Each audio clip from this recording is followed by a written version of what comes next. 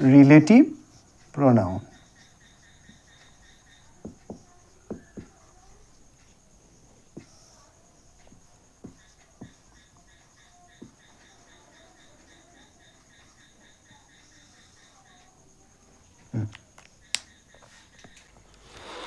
তো relative প্রোনাউনে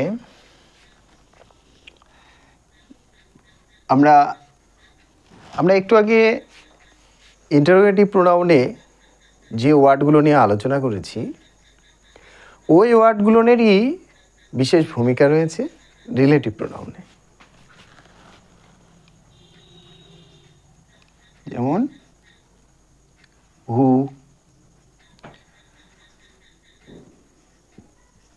which, what, এর সঙ্গে দ্যাট,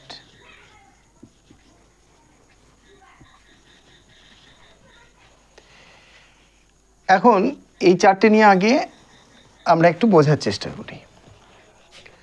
তো তার আগে আমরা এই যে রিলেটিভ এই শব্দটা নিয়ে একটু ভাঙি। রিলেট, তাই না? তারপরে আইভি। তো এইটার থেকে আমাদের মধ্যে কি ধারণা জন্মাচ্ছে যদি আমরা এখান থেকে এটা ভেঙে নিই? রিলেট করে অর্থাৎ সম্পর্কযুক্ত। কার সাথে সম্পর্কযুক্ত?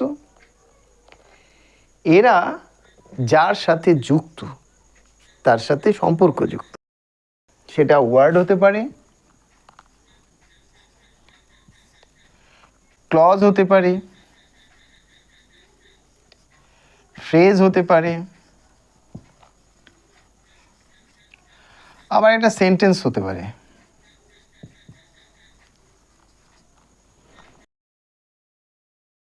এখন একটা সেন্টেন্স যখন আমরা লিখে দেখো এখানে কিন্তু বিষয়টা প্রোনাউন, মানে নাউনের পরিবর্তে সেই শুরুতেই আমরা জানি যে না, প্রোনাউন মানে ইন প্লেস অফ নাউন যে ওয়ার্ডটা বসবে। এরা কিভাবে বসে সেটা দেখো এবং কিভাবে কার সাথে সম্পর্কযুক্ত সেটা আলোচনা করি। দেখো আমি প্রথমে দুটো সেন্টেন্স লিখি। A boy came here. আর দু নম্বর লিখি he is a student. বেশ, a boy came here, he is a student. এবার 3 নম্বর একটা লিখছি, দেখো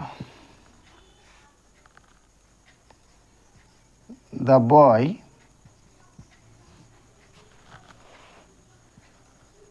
who came here is a student.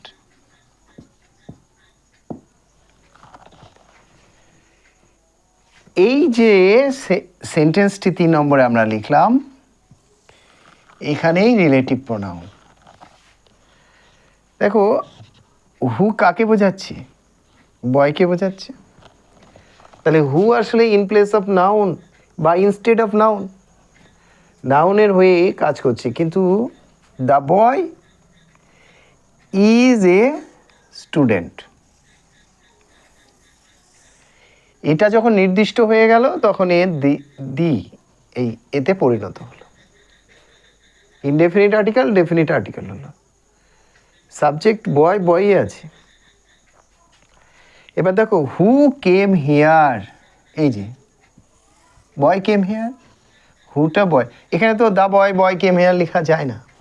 আর প্রোনাউনের সৃষ্টিও ওই জন্যে শুনতে ভালো লাগবে এবং দেখো বারবার নাউন লিখতে হবে না। The boy who came here yesterday, এই যে হু কেম হেয়ার ইয়েস্টারডে, এই ক্ষেত্রে এটা সাবজেক্ট, এটা ভার্ব, এটা কমপ্লিমেন্ট। এইটার নাম হচ্ছে একটা ক্লজ।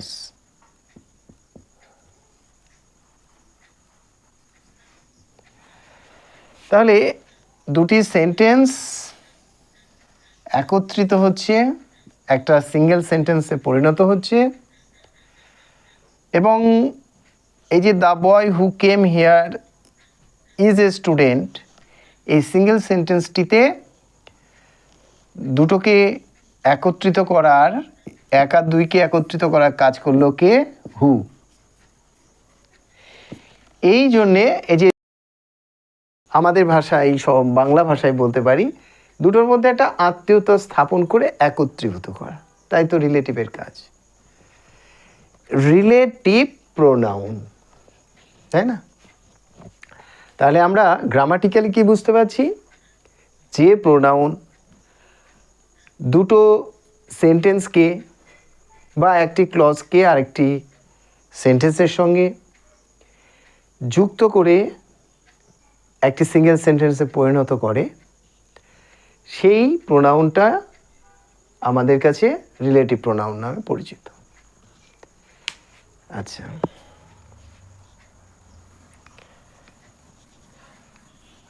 এখানে একটা বিষয় বলে রাখি,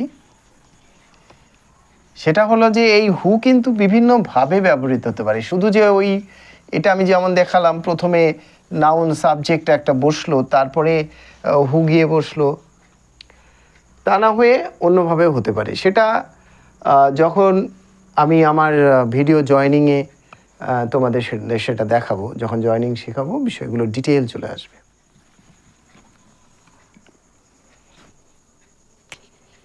এরপরে WHICH,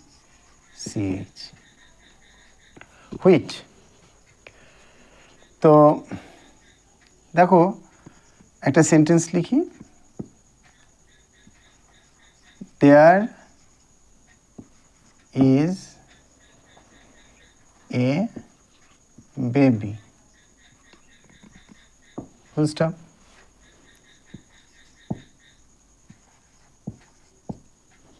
It is really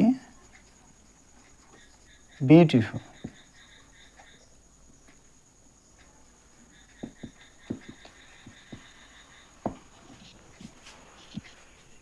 এবার দেখো 3 নম্বর লিখছি,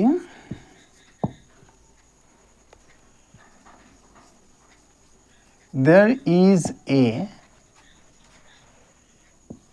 baby which, there is a baby which is really beautiful.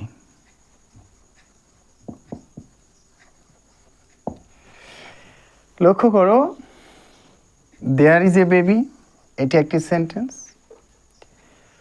Which is really beautiful, এটাও একটি সেন্টেন্স কাম ক্লজ, এখানে সেটি ক্লজও আবার। সাবজেক্ট, এটা ভার্ব, এটা কমপ্লিমেন্ট। তো এই ক্লজটি, দুটো ক্লজ, একটি সিঙ্গেল সেন্টেন্স, এটা হচ্ছে সিঙ্গেল একটা সেন্টেন্স। এটা একটা সিঙ্গেল সেন্টেন্স, এটা একটা সিঙ্গেল সেন্টেন্স, এটা একটা সিঙ্গেল সেন্টেন্স, কিন্তু এই দুটোকে একটাই পরিণত করলো কে? হুইচ। এই হচ্ছে হু, হুইচ, এদের রিলেটিভ প্রোনাউন হিসেবে ব্যবহার। আর একটা জিনিস লক্ষ্য করো, হুয়ের ক্ষেত্রে যেটা দেখেছিলে, এই রিলেটিভ প্রোনাউনগুলোর আগে একটি নাউন থাকছে অথবা প্রোনাউন থাকবে। ইংরেজি গ্রামারে একে অ্যান্টিসিডেন্ট বলা হয়।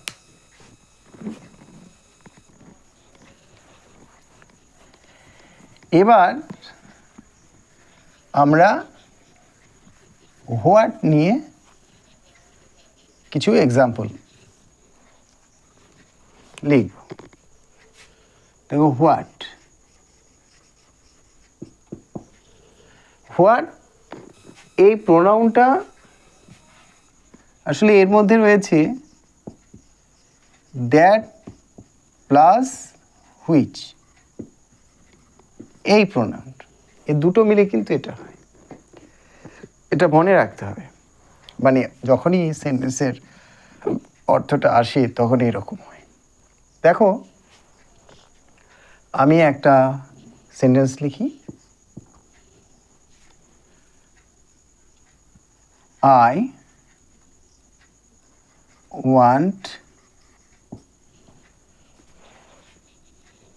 this.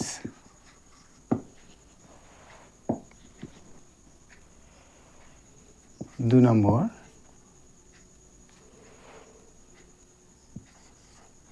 it is a good umbrella. এটা প্রথমেও থাকতে পারে, এটা এক একটা দুই আসতে পারে। It is a good umbrella, I want this. এবার দেখো এই দুটো দিয়ে আমি প্রথমে লিখি, বুঝতে পারবে। আই ওয়ান্ট দিস, যখন এর সঙ্গে যুক্ত হয়ে যাবে তখন হবে দ্যাট। এটা প্রোনাউনটা আই সাবজেক্ট, ভার্ব, অবজেক্ট, অবজেক্টটা এখানে এটা সাবজেক্ট, ভার্ব, অবজেক্ট। হুইচ দিয়ে যোগ করছি, হুইচ এই ইটের জায়গা নিল, ইনস্টেড অফ দ্যাট প্রোনাউন ইট, সেই জায়গায় এলো হুইচ, এই relative. Is a good umbrella,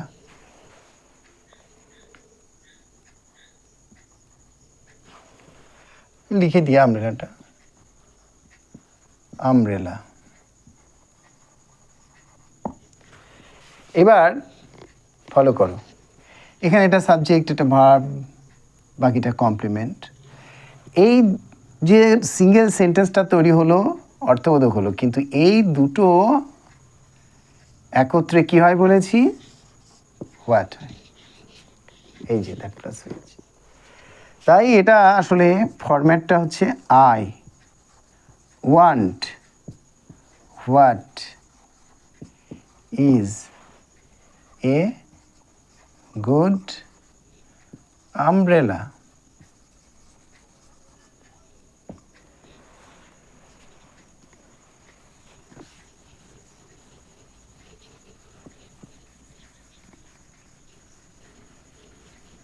এখানে আরেকটি উদাহরণ নিই, ধরো লিখছি হোয়াট হ্যাজ বিন, না, what has done, has done.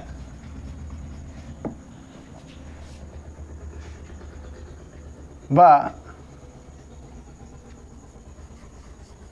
What is done, এটা বলা যায়, ইজ ডান।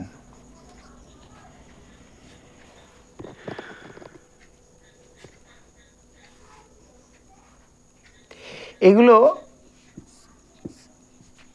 এই হোয়াট যে প্রোনাউন তার ইউজ দেখাচ্ছে, দেখো। এবং সব জায়গাতেই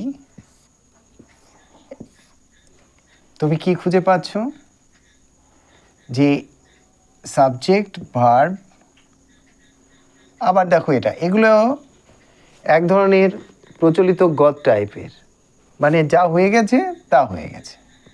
বা এখন এটাকে যদি আমি ভাঙি, তাহলে এই হোয়াটের জায়গায় এখানে অ্যাকচুয়ালি আসে that has done, which has done, that is done, which is done. Actually এগুলো আস্তে আস্তে আস্তে আস্তে আসে, কিন্তু কথাগুলোর রূপ কি, দ্যাট হ্যাজ বিন ডান, ঠিক আছে, বা that is done which is to be done passive ফরমেশনে। যাই হোক,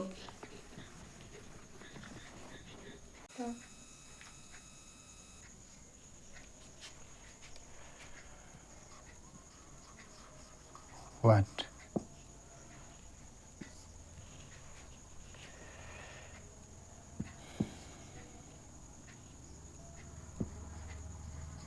you must tell the secret.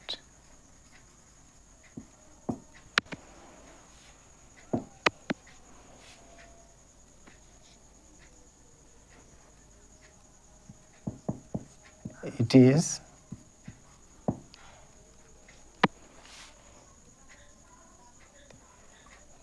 very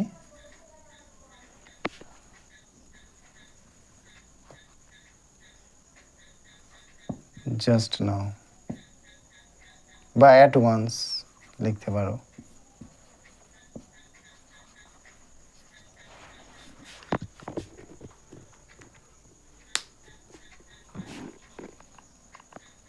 এই দুটোকে আমরা 3 নম্বরে লিখতে পারি। You must tell what is the secret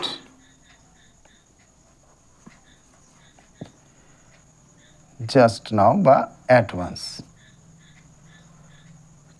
At once, এই at once কে এখানেও ইউজ করতে পারো আদারওয়াইজ।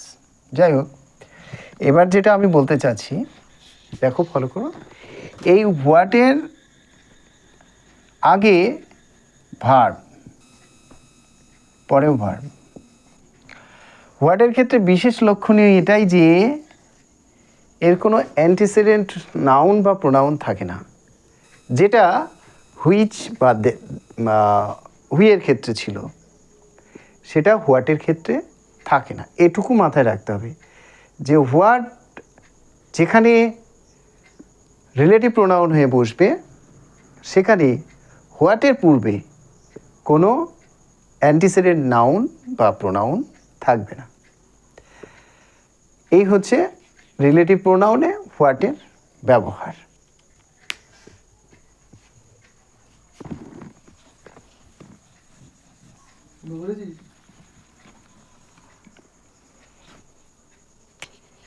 এরপরে এখানে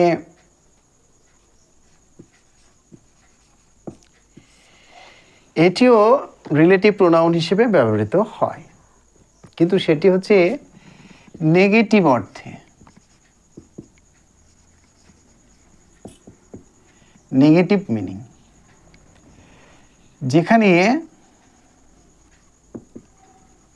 মিনিং বা এক্সপ্রেশন বলতে পারো,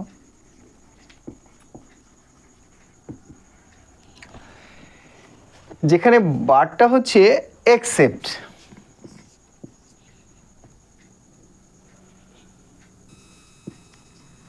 এক্সেপ্ট ছাড়া। এবার দেখো আমরা উদাহরণের মধ্যে দিয়ে সেটা কিভাবে বুঝতে পারি। মনে করো লিখছি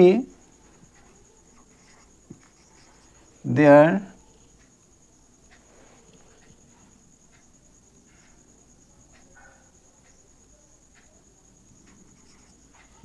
is no mother but loves her child. এই যে দেয়ার ইজ নো মাদার, এইটুকু, আর বাট লাভস হার চাইল্ড, এইটুকু, দুটো ক্লজ, একটি সেন্টেন্স। মানেটা কি? এমন কোনো মা নেই যে তার সন্তানকে ভালোবাসে না। আফটার অল সেটা পজিটিভ হয়ে দাঁড়ায়। এমন কোনো মা নেই, এটা নেগেটিভ অর্থ, যিনি তার সন্তানকে ভালোবাসেন না। তার মানে প্রত্যেক মাই তার সন্তানকে ভালোবাসেন। ব্যাপারটা এরকম দাঁড়াচ্ছে। Every mother loves her child. কিন্তু এটা ফরমেশনটা নেগেটিভ ফরমেশনে যাচ্ছে। বাট এই কাজটাই করে। বাট একটা রিলেটিভ প্রোনাউন হিসেবে এইভাবে বসে। আরও আছে, যেমন none but the brave deserve, none but the braves deserve fair. হ্যাঁ, এখানেও বাটটা আমাদের রিলেটিভ প্রোনাউন।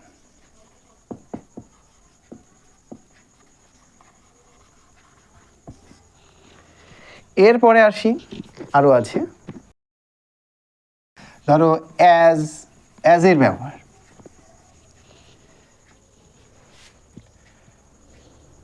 অ্যাজ,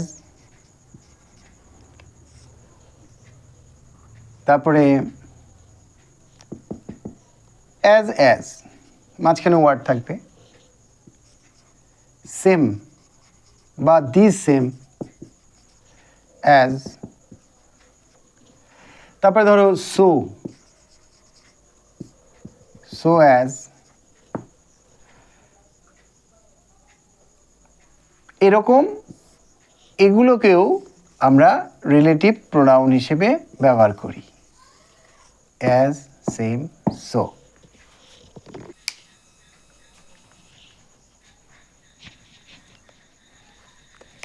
এবার আমরা উদাহরণ হিসেবে মানে সেন্টেন্স লিখি এক্সাম্পল হিসেবে।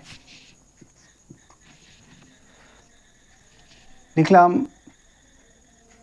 your trouble is the same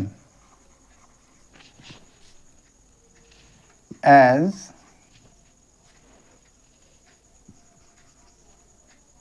mine. এখানে কি বোঝানো হচ্ছে? দেখো, the same as. Your trouble is the same as mine. তোমার সমস্যাটা ঠিক আমারই মতো। আবার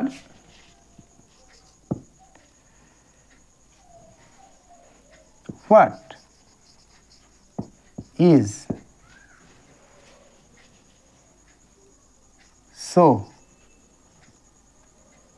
useful, so as pen। এখানে একটা জিজ্ঞাসা চিহ্ন হবে। ধরো প্রশ্ন করছো, what is so useful as pen? পেনের মতো এত ব্যবহার উপযোগী আর কি আছে, বা এত কোন জিনিসটা এত ব্যবহৃত হয় পেনের মতো? এই যে what is so useful as pen, তাহলে আমরা দেখলাম the same as,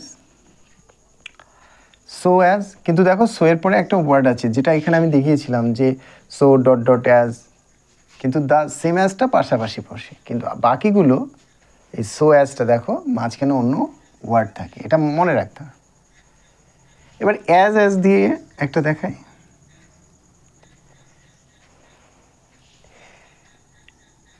it is as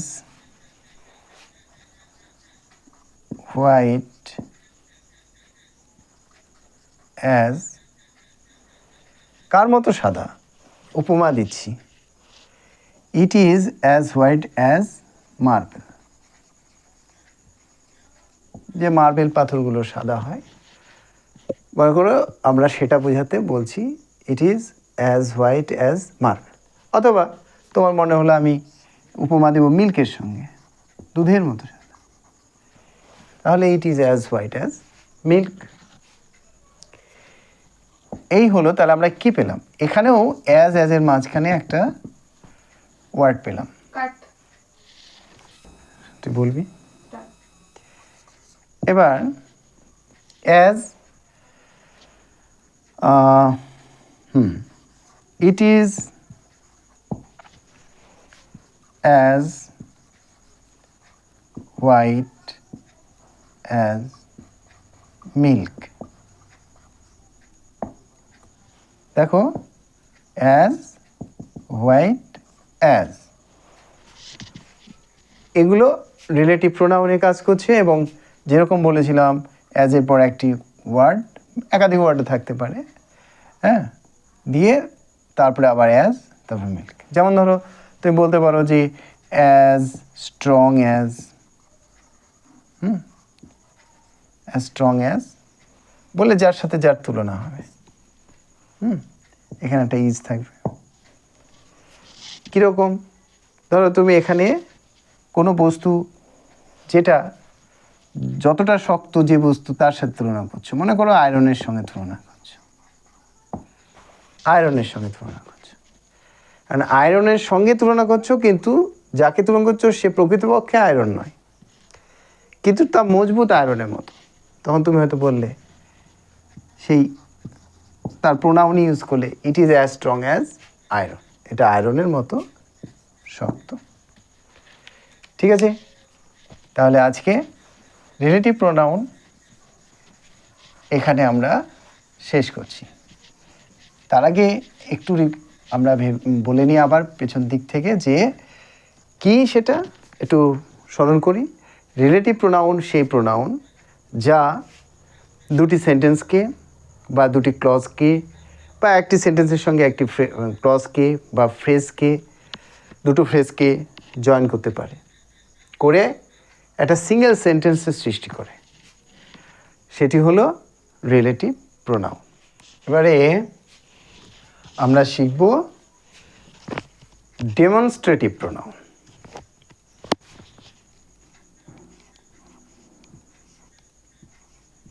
demonstrative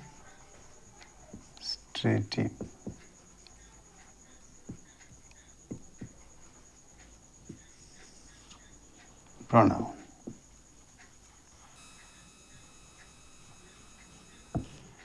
দেখো,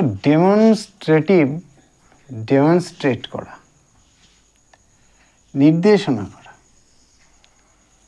এখানে এর সাথে একটা ই দিলেই ডেমনস্ট্রেট হয়। নির্দেশ করা, যেমন আমি ডেমনস্ট্রেটিভ প্রোনাউন লিখি দিস, দ্যাট, আবার এর প্লুরাল হয় দিস, দোজ। কোনো কিছুকে নির্দেশ করতে যে প্রোনাউনগুলো ইউজ হয় সেই প্রোনাউনগুলোকে ডেমনস্ট্রেটিভ প্রোনাউন বলা হয়। কাছের জিনিসকে নিকটে যা আছে সেক্ষেত্রে দিস আর দিজ, সিঙ্গুলার প্লুরাল। আর দূরের জিনিস দ্যাট, দোজ। বেসিক্যালি এরকম, এটা সিঙ্গুলার, এটা প্লুরাল। যখন আমরা লিখছি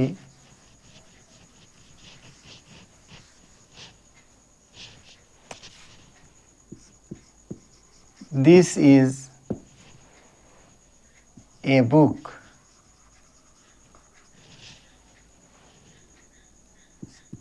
these are pencil,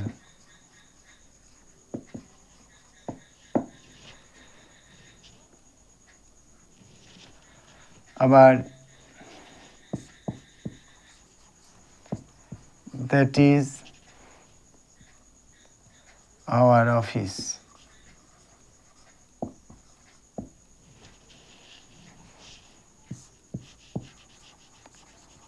Those are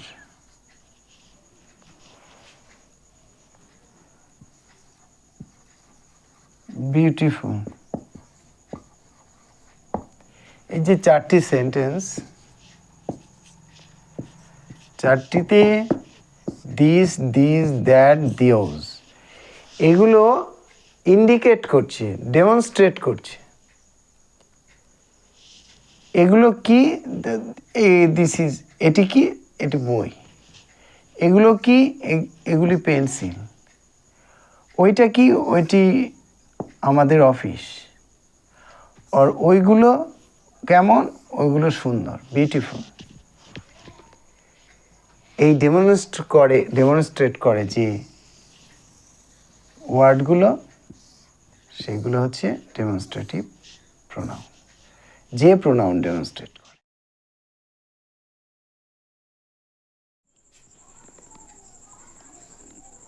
The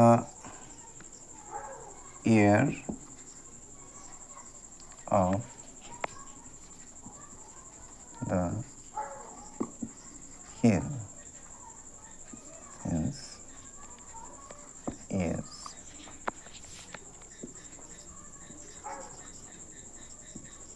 cooler than that of the plain.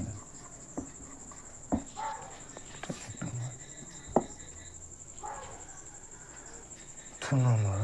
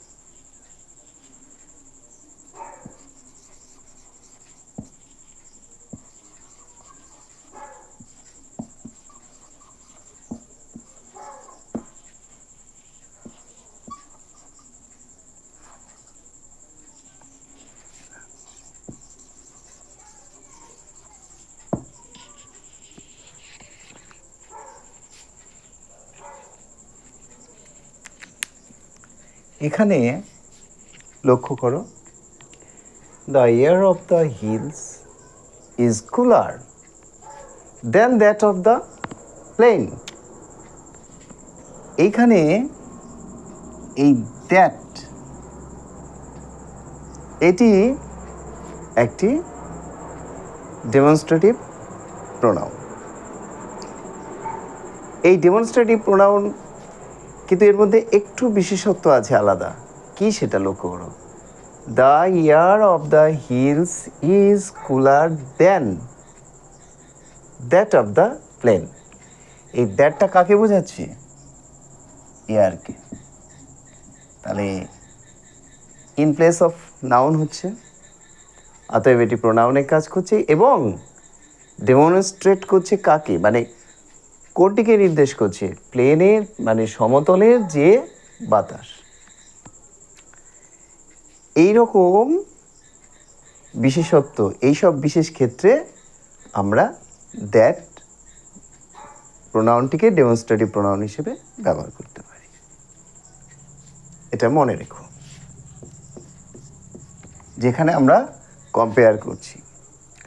আরেকটি দেখো, এখানে both work and play R necessary for health. আগে একটি সেন্টেন্স হলো, তার সঙ্গে সম্পর্ক রেখে নেক্সট সেন্টেন্স দেখো, this is for rest and that is for energy. এখানে this instead of noun and that instead of another noun. অতএব এরা প্রোনাউন, কিন্তু কোন নাউনকে কে ফলো করছে এটা খুব ভালো করে মনে রাখতে হবে। এটা কিন্তু খুব একটা এদের থেকে আলাদা ক্যারেক্টারিস্টিক এই জায়গাটা। কি সেটা দেখো, দিস সবসময় এই লেটারটাকে বোঝাবে, মানে পরবর্তীটাকে। এই নাউন ওয়ার্ক, এটা ফর্মার, আর এটা লেটার, সেটা হচ্ছে প্লে। প্রথমটি আর পরবর্তীটি। দিস সবসময় পরবর্তী নাউনটিকে ফলো করবে, আর দ্যাট সবসময় পূর্ববর্তীটাকে ফলো করবে। এই কথাটি মনে রেখো যে যখন একটি সেন্টেন্সের দুটো নাউনের পরিবর্তে দুটো প্রোনাউন কিন্তু নেক্সট সেন্টেন্সে ইমিডিয়েটলি নেক্সট, কিন্তু সেটা নেক্সট সেন্টেন্সে বসবে, তখন সেখানে দিস আর দ্যাট এই দুটির মধ্যে দিস ফলো করবে আগের সেন্টেন্সের যেটা পরবর্তী নাউন প্রথম দুটির মধ্যে, আর দ্যাট ফলো করবে পূর্ববর্তী নাউনটিকে। অর্থাৎ এখানে দিস হচ্ছে প্লে আর দ্যাট হচ্ছে ওয়ার্ক। এরা ডেমনস্ট্রেটিভ প্রোনাউন। কেমন? বিশেষভাবে এটা মনে রেখো। আরেকটা সেন্টেন্স দেখায়,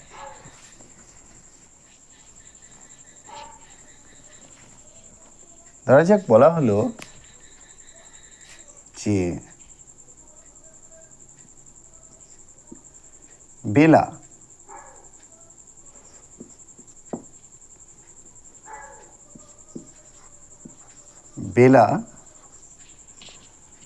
passed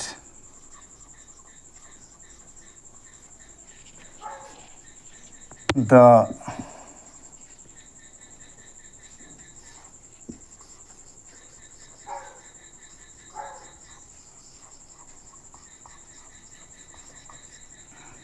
মাধ্যমিক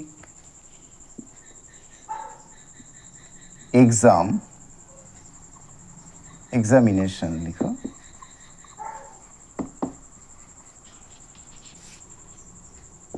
দিস ইয়ার।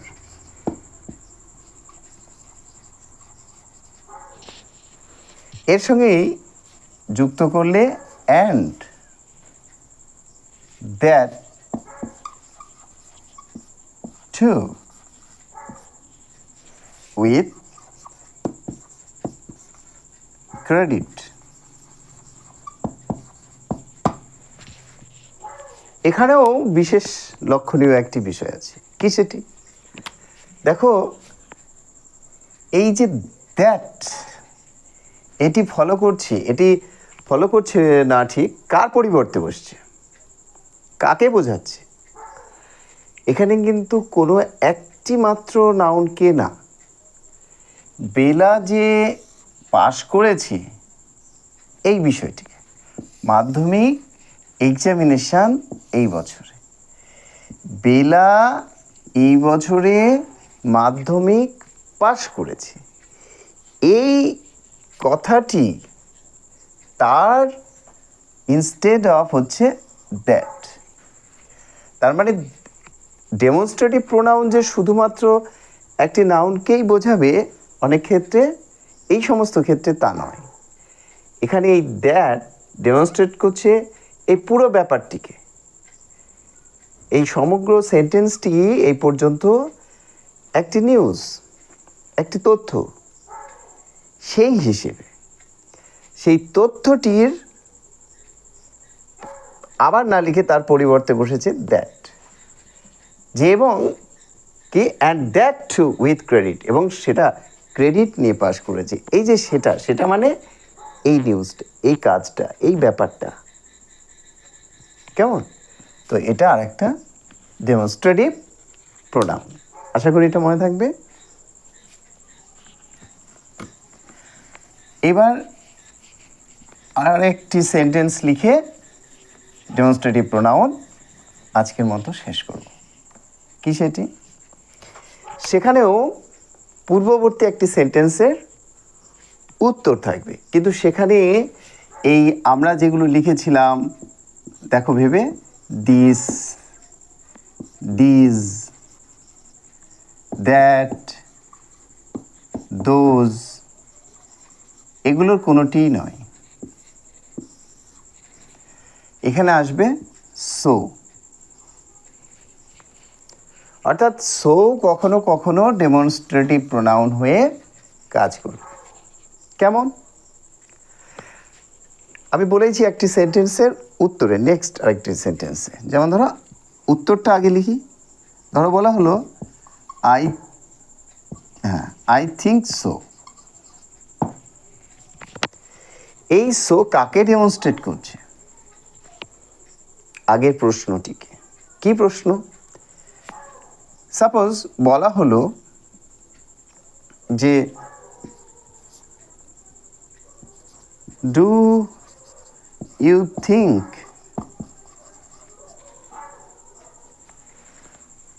বেলা ইজ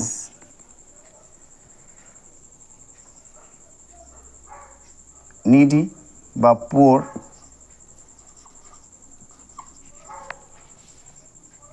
তুমি তখন এই কোশ্চেনের এগেনস্টে আনসার করলে আই থিঙ্ক সো বা ইয়েস আই থিঙ্ক সো। এই সো ডেমনস্ট্রেট করছে এই পুরো কোশ্চেনটিকে। কেমন? এই হচ্ছে ডেমনস্ট্রেটিভ প্রোনাউন। ভালো থেকো সবাই, আজ এখানে রাখছি। টাটা।